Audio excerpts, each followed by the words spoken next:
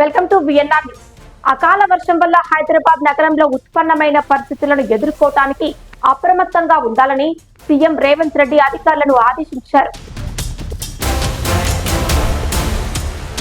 భారీ వర్షాలతో నగరంలోని పలు లోతట్టు ప్రాంతాలు జలమయం కావటం, ఈదురుగాలుల కారణంగా తలెత్తిన పరిస్థితుల్లో ప్రజలు ఇబ్బందులు పడకుండా తక్షణ సహాయక చర్యల కోసం అన్ని శాఖల అధికారులు అప్రమత్తంగా ఉండాలని తెలిపారు.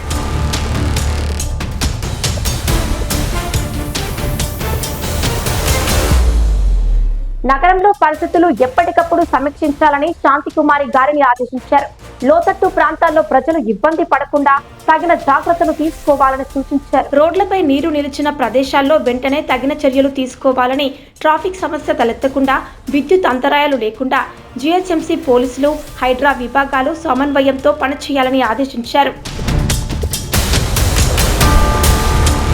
విద్యుత్ సరఫరా నిలిచిపోయిన ప్రాంతాల్లో వెంటనే సమస్యను పరిష్కరించి సరఫరాను పునరుద్ధరించాలని చెప్పారు. జలమయమైన కాలనీలో ప్రజలకు అవసరమైన సహాయక చర్యలు చేపట్టాలని అన్నారు. పోలీసులు క్షేత్రస్థాయిలో ఉండి ట్రాఫిక్ సమస్యలను ఎక్కడికక్కడ పరిష్కరించాలని చెప్పారు.